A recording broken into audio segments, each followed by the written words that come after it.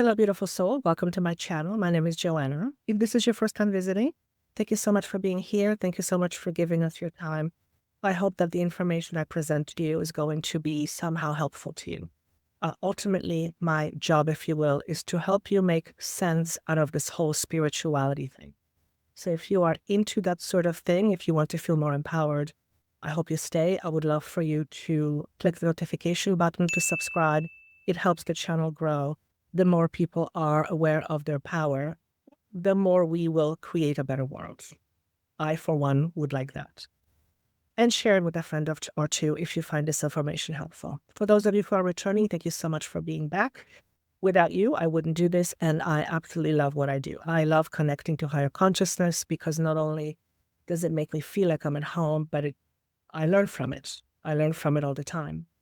So today's session is going to be a little bit different. I have some exciting news that I want to share with you, and I'm super excited because one of the first things that I want to share with you is a coloring journal, which we have created with Jenny, and it is essentially made for you to help you get in touch more with yourself. So it's a journal, it's a coloring manifesting book, and there's beautiful coloring mandalas here. Each one has channeled information or channeled prompts to help you know yourself better. So if you're interested in that, it's on Amazon. The links are down below. Thank you so much for your purchasing if you decide to do that. The other exciting news I have is we have a new podcast called Demystifying Divinity, and it's now live on Spotify. There is a link down below. If you are interested to hearing interesting conversations about spirituality, divinity, shadow work, everyday stuff, I would encourage you to listen and to subscribe. And thank you so much if you choose to do so. And last but not least, we're holding a workshop in person in Vancouver, BC on March 22nd. If you are local, there's a link down below. It's a 4-hour workshop where we go into healing, astrology, shamanic breath work, healing inner child, creativity, manifestation. Can't wait to get my hands on this workshop because it's so exciting. So if you're interested in something like that, and if you are local, that information is down below.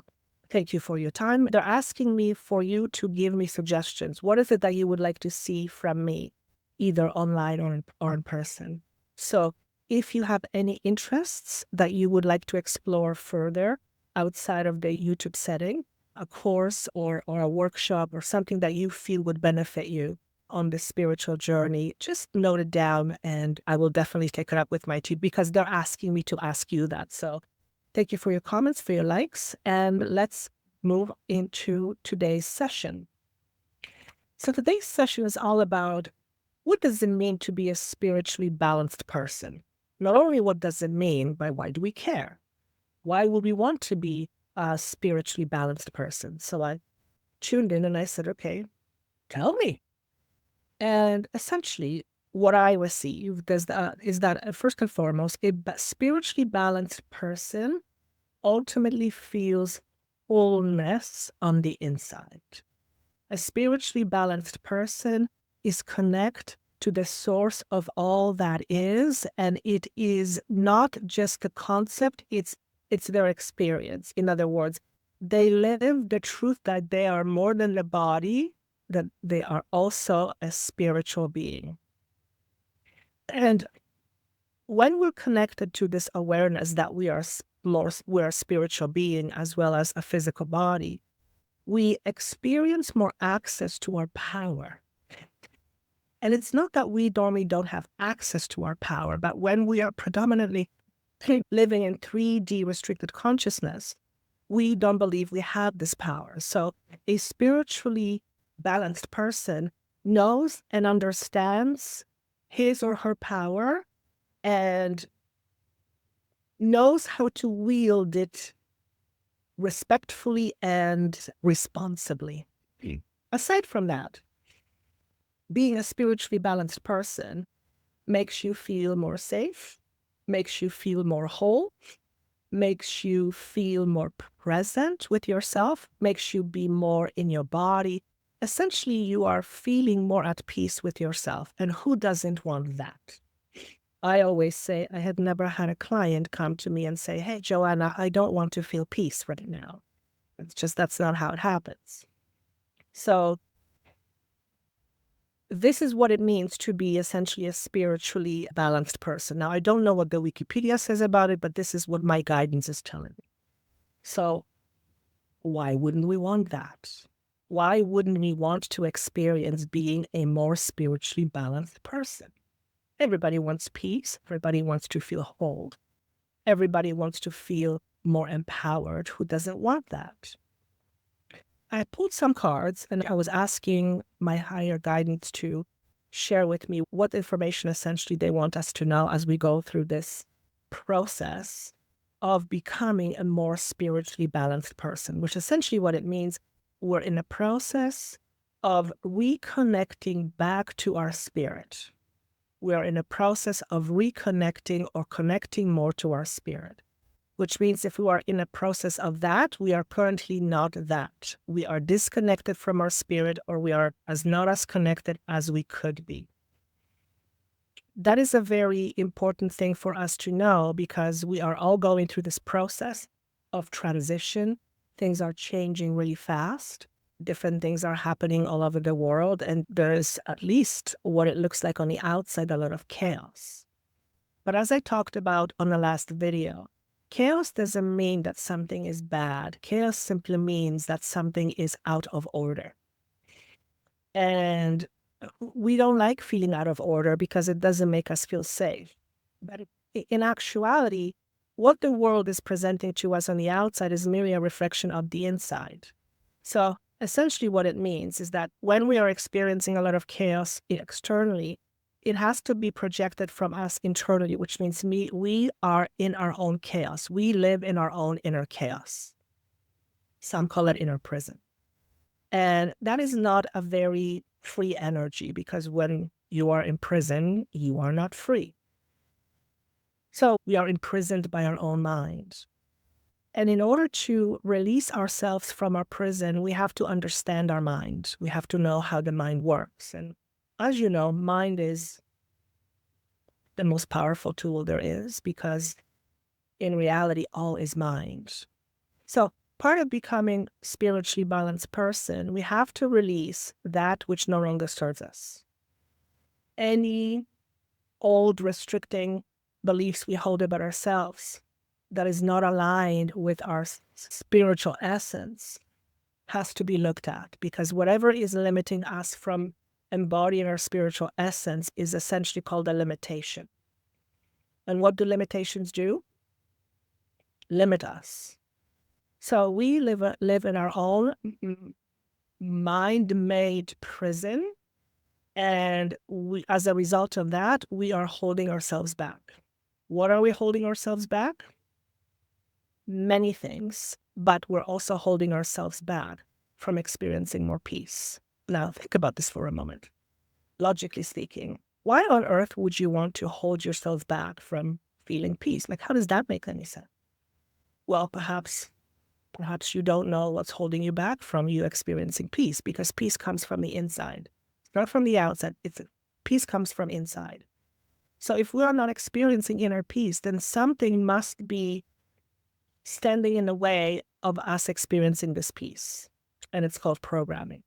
So essentially what's being said here is that we are in transition of letting go of our old limiting programming that does not allow us to feel more peace or more at peace with ourselves. When we live in a world of separation, we don't experience peace. When you are at conflict with yourself, you don't experience peace, you experience war. So this is an invitation for all of us to do shadow work. I know I always talk about shadow work, inner child work, because it's what I'm designed to do. And shadow work, as many of you, well, let me just say this. Many people shy away from shadow work because they believe it's hard work. It doesn't have to be, but shadows have to be faced. Until we face our shadows, until we face our fears, we will never be able to move beyond it. And shadow and fears always going to be standing in our way of becoming more. A spiritually balanced person knows their shadows, but they don't let their shadows control their life. In other words, a spiritually balanced person does not allow him or her fears to rule over them or to control them. So a spiritually balanced person is not controlled by their fears. How many of us are controlled by our fear? Most.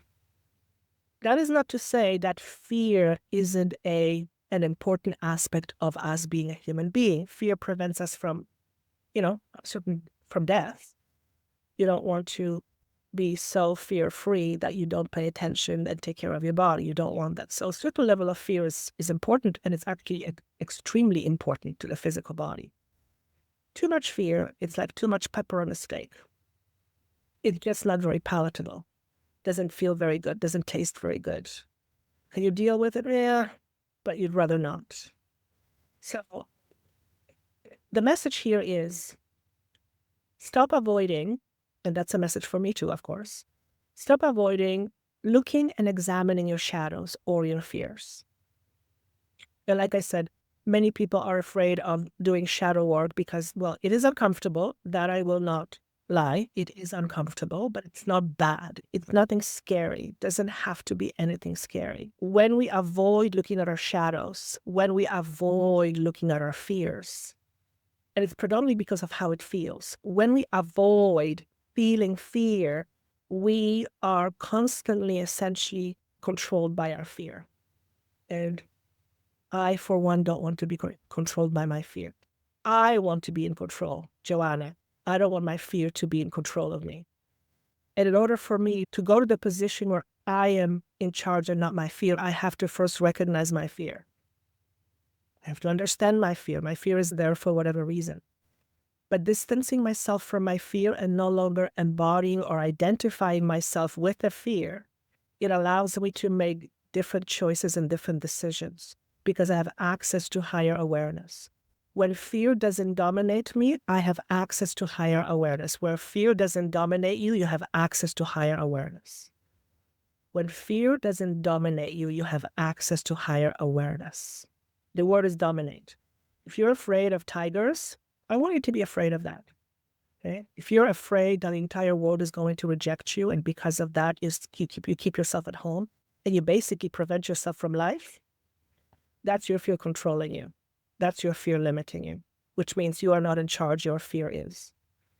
And I feel I'm talking to the converted. I feel I know you guys know about this, but it's worth repeating because it is 2025 especially is really strong in terms of facing our fears and facing our shadows. Everyone is going to face their fears and their shadows to some extent or some degree. It doesn't have to be anything big, but you might be facing fear of not having money. And that presents itself in order to help you look at it because it has its source. It has an originating source. And when we fear, and fear is also to protect you, right? So your fear always lives there to protect you. The question is, what is it protecting you from? Is it protecting you from what happened 15 years ago? Do you see what I mean? When we let our fear dominate us, we are basically forced to live in 3D. It's an interesting concept, but we live on many dimensions more than one. We are just so focused on our 3D. So this is the 3D experience that we are experiencing. But the moment we start to focus more on our spiritual side or our spiritual essence, we will experience more of a spiritual plane where we will be able to be both on a spiritual and on a physical, both at the same time. Not one or the other, but both at the same time. A spiritually balanced person is both a spirit and a human who applies physical laws and spiritual laws to their life. And they feel complete. So I, for one, would like to feel more complete because I still have my shadows. All right, so let's move through some of the cards. The first card is representing what energy is supporting us in doing all this shadow work. Before I put the card, I refer clearly as the divine feminine. So we already know divine feminine is on the rise. We already know that the age of Aquarius is more about the spiritual, the feeling, the intuitive. So we know that the divine feminine frequency is I want to say it's coming online. What is helping us in this journey of facing our shadows is tantric journey. For those of you who this resonates with, this is an energy to help you. This is an energy that will assist you in healing your sacral chakra. Anything to do with mother figure, being a mother, any fears, any limiting beliefs around being a mother and having been hurt by a mother. Okay. Your sacral chakra is your creativity center. It's where your creative genius lives. If your creative center is blocked or limited, then you as a creator will be limiting yourself. So if you've had any experiences that were unjust to you, but you're still holding on to that, you want to release it because it's no longer serving. Okay. I feel many people can use healing of sacral chakra, especially because that's where the divine feminine is, and divine feminine has been suppressed for a really long time. And the more we embrace our divine feminine, whether you're a man or a woman, the more we tap into our creative genius. By healing your wounds around your sacral chakra, you will be able to tap more into your creative genius. In other words, your strength and power around creation in this world, law of attraction, manifestation is going to be massively amplified. And the divine feminine energy is here to support us in that. Any kind of rejection stuff, childhood stuff, we all have it. Everyone has their own trauma. Some are on a scale of 1 to 10, 15, and some are 2. Everyone has trauma, and everyone holds on to past in some way, shape, or form. But this is specifically talking about your sacral chakra, which affects your ability to create in the world, because the way it affects you is you hold yourself back. So if you're used to holding yourself back, this is encouraging you to look at the wound that created an environment within you where you decided that you needed to hold yourself back in order to feel safe, or in order to be loved, or in order to be accepted. And you've learned to hold yourself back because somehow you being you was not enough. I talk about that a lot, but it's an epidemic. So the divine feminine is helping us release some of the old wounds associated with the sacral chakra predominantly, and also the solar plexus. When we begin to do this work. Oh, by the way, this journal has a lot of stuff around healing the inner child. It's actually designed to help the inner child come out, to help the inner genius come out of you. That's literally what it's designed for. Just FYI, thank you. They just reminded me. So as we continue the process of healing, we will let go of karma, karmic attachments, anything that is limiting, belief systems, hard lessons. Example, if you have been rejected before, then you understand what rejection feels like. You don't have to continue to be rejected in order for you to get the lesson. You already know what it is. So for those of you who have felt rejected by your mother, or someone who was like your mother, or someone who took care of you, was supposed to nurture you, when you let go of the story that has initiated you feeling not good enough of yourself, or not being good enough, when you let go of that story, you will no longer have to fear rejection. Rejection may happen, but you won't fear it as much. It's just not going to be the fear that controls you. So some of you are or will be releasing fears around rejection. That's a very prominent fear. And by doing so, you will be closing down your karmic cycle. The karmic cycle around not being enough, being rejected, not being lovable, not feeling lovable, all that nonsense that we humans believe. There's a karmic pattern for a lot of us, not being enough. When we let go of that, when we release that, we're going to feel more in flow with life. Trust. A lot of us don't trust ourselves. We don't trust others, but a lot of us don't trust ourselves. I work with clients, and I would say more than half don't trust themselves. They don't trust their abilities. And I'll always say, it's not that you don't trust yourself. You just trust in the wrong things. If you trust that you're not good enough, you're trusting in the wrong thing, but you're trusting. You're trusting. So here's what I want to say. If you are experiencing feeling not good enough, there is another aspect of you that feels whole and more than good enough. It exists. It's just you are not tapping into that frequency yet. So if you have fears around being rejected, naturally you're going to hold yourself back. Know that there's a part of you that still feels rejected. There's another part of you that exists within you that feels absolutely loved, but you are not connected with that part of you. That's inner child work. That's inner child work. Trusting your environment, trusting yourself, a lot of it has to do with trusting your inner child, trusting you. Most people abandoned their inner child, and it's generally speaking due to trauma. It happens somewhere around the 5 or 6 or somewhere, I'm told, where we almost disconnect from our spirit. We don't disconnect. We become predominantly 3D. And trusting is a big deal. If trusting, let's talk about trust. First and foremost, if you don't trust yourself, imagine what it would be like when you do trust yourself, because that aspect of you exists. It's already in the ethers. It's a potential. So just because you feel crappy about yourself right now doesn't mean that there is a part of you that doesn't feel crappy. There is that part of you. You just have to find it. And what I'm being asked to share with you, that it's all inner child work. 9 times out of 10, the people I work with, their own inner child feels very rejected by my clients. So you have to form a new trusting relationship with your inner child, which means connecting to your feelings, connecting to your emotions, connecting with your intuition, all that kind of wonderful stuff. Let's not resist this transformation. This says personal transformation. Actually, the message I wrote is don't resist evolving. You are here as a soul to evolve. There's just no way around that. How quickly you evolve, well, you can't really devolve. You're always evolving. But how quickly you evolve, I guess that depends on a few things.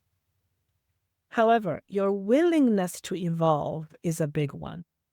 If you are willing to evolve and move beyond that which confines you, then your willingness is going to help you to take the necessary steps to do so. Example, look at your own shadow stuff. Look at your own inner child wounds. Look at your own limiting negative programming. Look at the rejection buttons you have within you, and they're poked very often, and every time they're poked, you trigger. Learn to see your triggers. Learn to look at your triggers as source of amazing information. Work with your triggers. Understand your triggers. What is a trigger trying to tell you? Because generally speaking, trigger tells you a story. When you get triggered and you can't connect with the feeling, the trigger will tell you a story, and the story might be, I feel rejected. Are you being rejected right now, or are you being triggered? Is the old wound being triggered? Because if an old wound is being triggered, you're living in the past. Living in the past is always going to limit you because it's the past. In fact, there's no past. Whatever you're holding on to is not in the past, it's in you now, right now.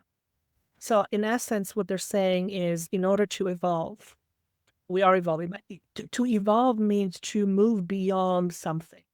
So be willing to move beyond your own restrictions. Be willing to move beyond your limitations. Be willing to experience something more. Am I willing to do that? Yes. Okay. Are you willing to do what's necessary in order to experience this other version of you? It involves certain steps. And one of the first and most important steps is know yourself. Don't resist knowing yourself. Knowing yourself is your power. Knowing how your mind works is your superpower. If you don't know how your mind works and somebody else does, then that's not a good combination because they're in a position to control you. If you know yourself, it's a lot more difficult to control you because you know yourself. And that's a very strong position to be in. So that's what I have for today's messages.